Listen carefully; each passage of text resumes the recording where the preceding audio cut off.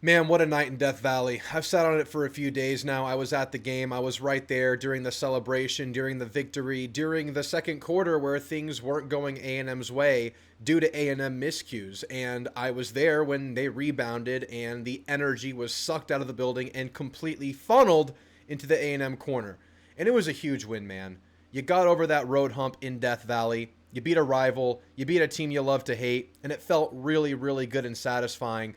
But it was more than that. It was validation that the glimpses and the moments and the offense defense kind of taking turns supporting each other we saw throughout the season could happen at the same time at the highest stage, and the team could just keep improving along the way. Because I kind of presented this question in my last video: what is your number one descriptor of this team?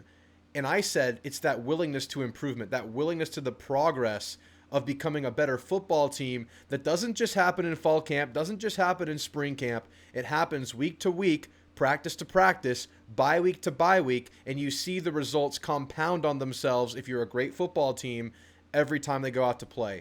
And I think we've absolutely seen that over the course of this year, and even more so. Well, that's kind of a combination effect, right? You get the Death Valley win, but it's also like the arrival of A&M. You kind of went away for a while. I know you played some high-profile SEC games, but no one was really going to give you the credit. You weren't really going to get that validation until you went to this big one on the road later in the year that showed you you are what you think you are. And I have no doubt the Aggies are a really, really good football team. I have no doubt that the A&M is in a position to contend for the SEC, playoff wins, and a national championship. There is no question in my mind that what we have seen on tape, what we have seen from this team, let alone the scores, just the eye test alone, this team is capable of greatness. And I'm so excited to talk about it with you guys because we're at the bye week. We're 8 games in. It's the perfect, 2/3 of the way through the season. And I think it's time to sit and reflect, look at this team's improvement. I want to look at a couple of plays with you guys today. I have about 15 to 20 plays queued up that I want to look at from the LSU game that I think kind of show the progress of A&M, show some of the strengths of A&M, show areas where they're just, better than their opposition. And I want to showcase that with you tonight. But in doing so, I kind of want to go position by position, reflect on this team, and just look at where they are with 4 games left on the slate: Missouri, Samford, South Carolina, and the Texas game.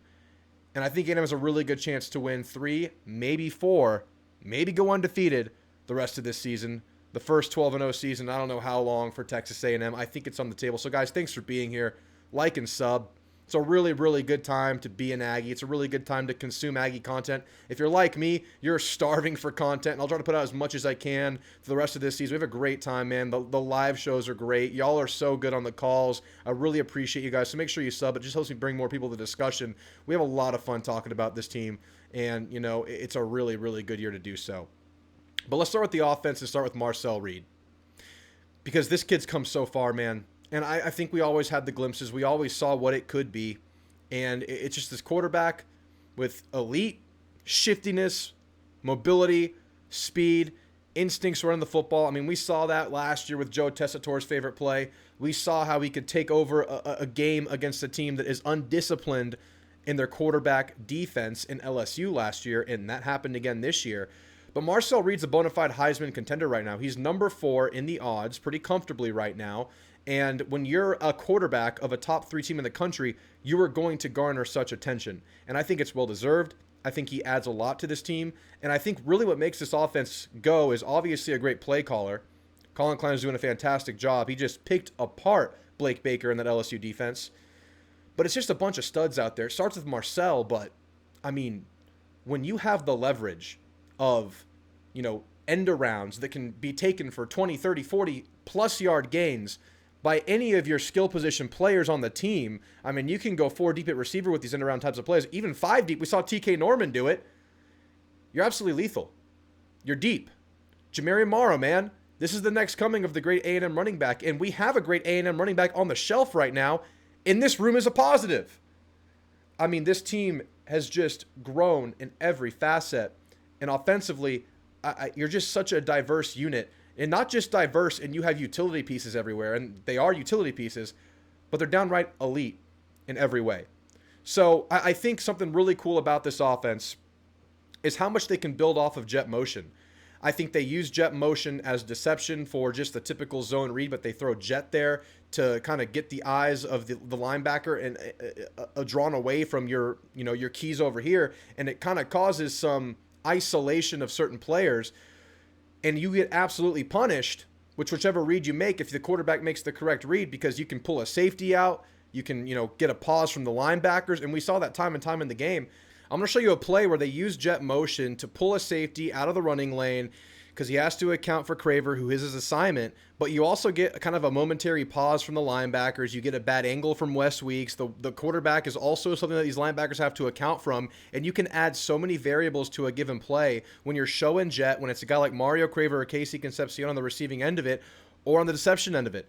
That's what these kind of players can do for you. And A&M does a lot with jet. I mean, you can go to the touchdown on the short yard situation at the goal line when, moments ago you had the entire team over there in the A&M section, hyping the section up, saying, we've arrived, this is our moment. And LSU had 12 players on the field here. You run jet, you don't hand it off to Bussy, but you get the safety, you get the DBs to bite. They have to account for these guys, obviously, but you also get a pause from the linebackers, maybe a little bit less conviction from the linebackers, because you just make them think so much with how many weapons you have, and it's a pretty easy touchdown. I mean, it takes a really good block from Basantis. Here you see Basantis help Trezun out with a push and then take care of the guy over the center, and you just have an easy path for Borkesher, who's become your short yard back with Le'Veon out. He's a guy that can get you a yard or two, and the deception just adds to this, and you did it against 12. LSU needed to cheat to beat you here, and they couldn't even do it.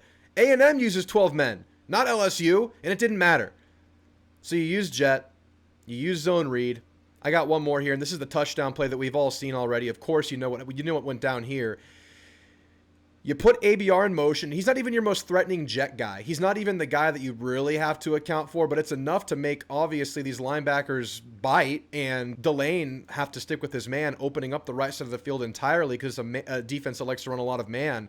But you just look at these linebackers, man. They all are biting because you have a false puller as well. You have Reed Adams pulling out to the left side.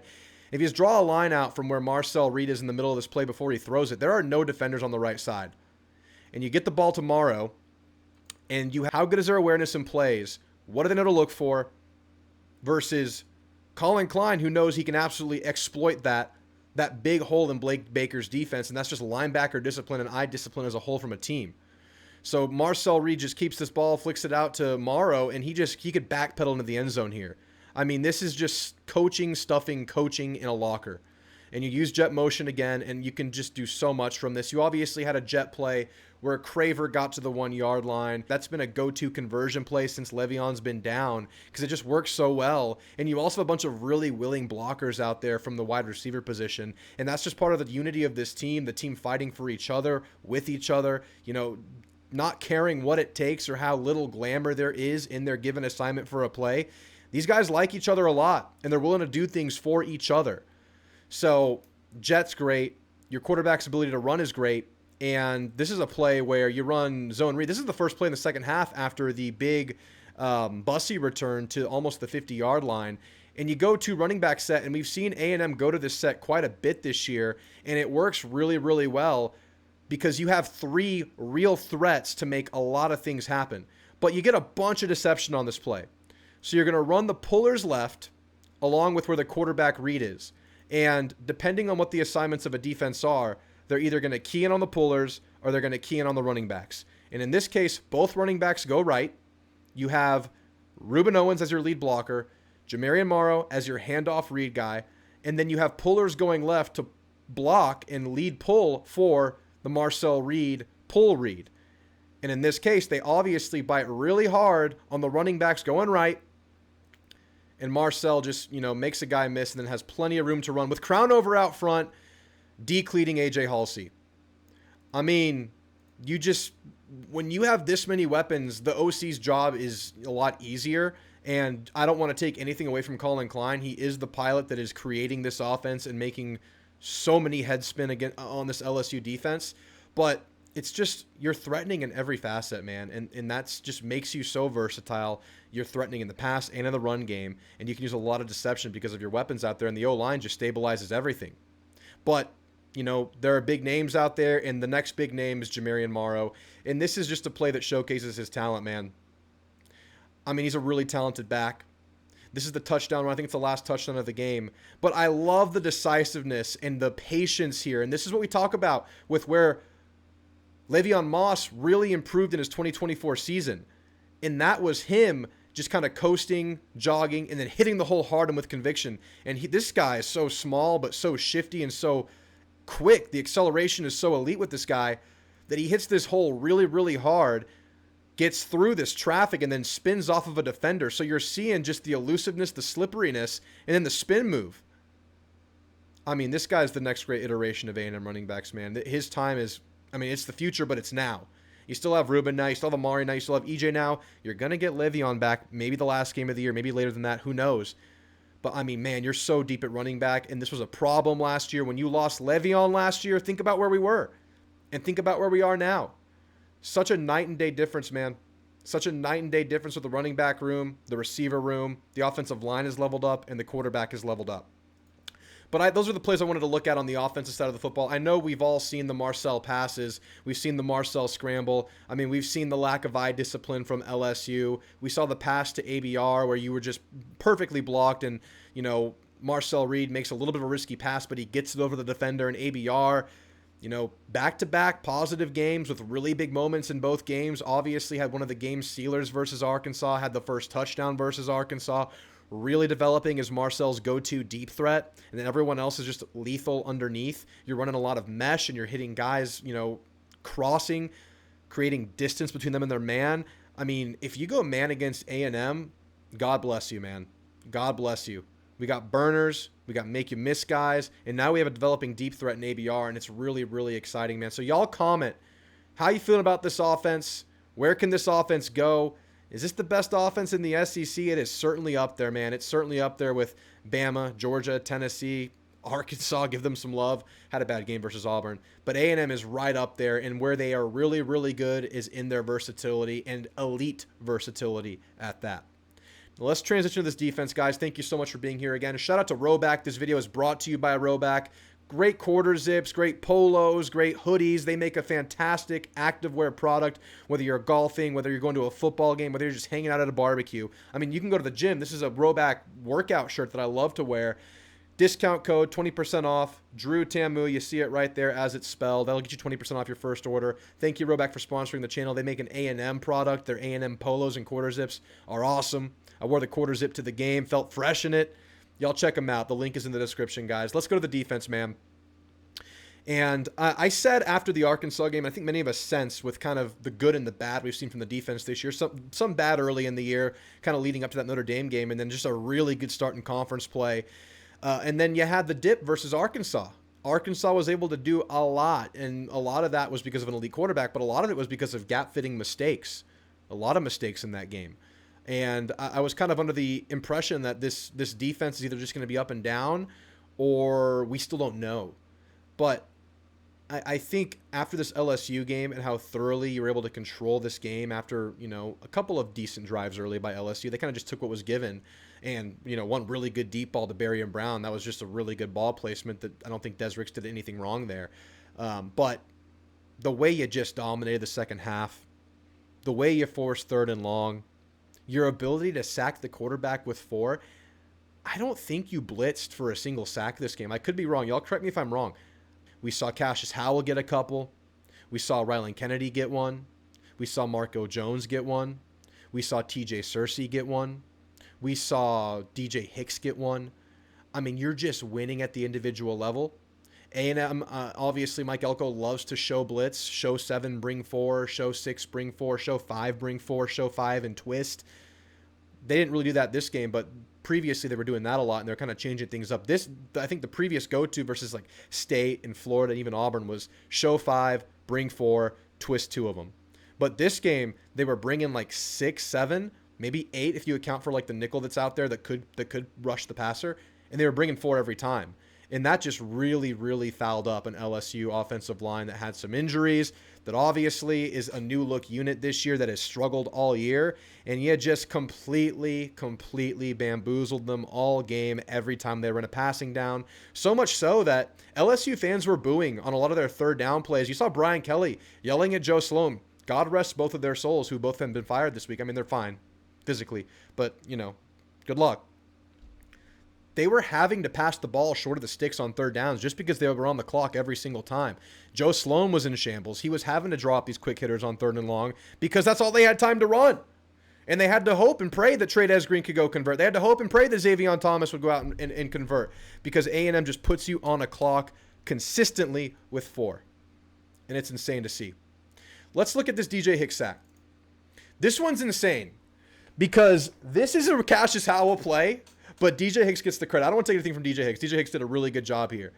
But this is a show. I think they show 6 here. And it could be 7 if you account for Chappelle right there, who could be coming. Doesn't look like he's coming, but he could. But they show 6, bring 4. And look at the attention that Cassius Howell garners here. They force someone to come off and help. 51, 57, whatever his number is, has to come off of DJ Hicks, who's already beaten number 78. You have to double Cassius Howell. And DJ Hicks just eats the guy. I mean, this is after Cassius Howell has already had 2 on the game. So obviously they're paying extra attention to Cassius. DJ Hicks beats the first guy. The help guy is immediately peeling off to go help with Cassius Howell. And, Nussmeier, man, I was worried for the guy this game. Because every time he went down, I don't know if the camera picked this up every time. But for every one of the 5 or 6 times he was sacked, because Van Buren was sacked once or twice, he stayed on the ground, man. I mean, this guy's not healthy. This guy has the patellar tendonitis. This guy has the abdominal strain. And this was a really bad team for him to go up against with that lack of mobility compounded by the injury. And A&M just got after him and ate him alive with 4. It was consistent. It was always there. Every drop back, even if he got the ball out, for the most part, there was pressure. The ones he did get out were quick hitters, just a 1-hitch and go or just a quick 3-step and go. Anytime there's a serious drop back, they were all over him. And it wasn't just the known starting rotational studs. It wasn't. You have the young guys stepping up, man. You have the young guys stepping up. You had Rylan Kennedy absolutely leave a tight end spinning. Literally. I mean, Bauer sharp, man. He has not been a good blocker this year, but just look at how silly this young defensive end makes him look. Why are you spinning, my man? What's that going to accomplish right here? Obviously, I mean, you're not going to outrun Rylan Kennedy if you're Nuss and you're seeing it late. And Dayon Hayes beats his man on the other side. You're just beating guys with 4. And they're not even, are they even showing blitz here? Not even showing blitz. And you're eating the guy alive. And that's a young guy. The thing, I tweeted this out today. The thing about Cassius Howell is that you have 2 more Cassius Howells waiting behind Cassius Howell for their turn. Because Marco Jones is really starting to come on, and we anticipated it would be over the course of the year, week on week, improvement, experience. Look at Marco Jones, stand-up pass rusher, right side here, just bends around his guy just like a Cassius Howell sack, and Van Buren goes down. I think this is one of Van Buren's first plays, and I think, does TJ Searcy win his fight here too? We don't see Searcy in the stand-up role too much. Yeah, he beats him with a chip. The running back, Caden Durham here, is chipping. And Searcy just kind of walks through it. I mean, to be fair, at this point, LSU was already defeated. But, I mean, man. Pass rushing with 4, not having to allocate the backers, being very selective when you're blitzing. It is such a freaking luxury, man. It really, really is.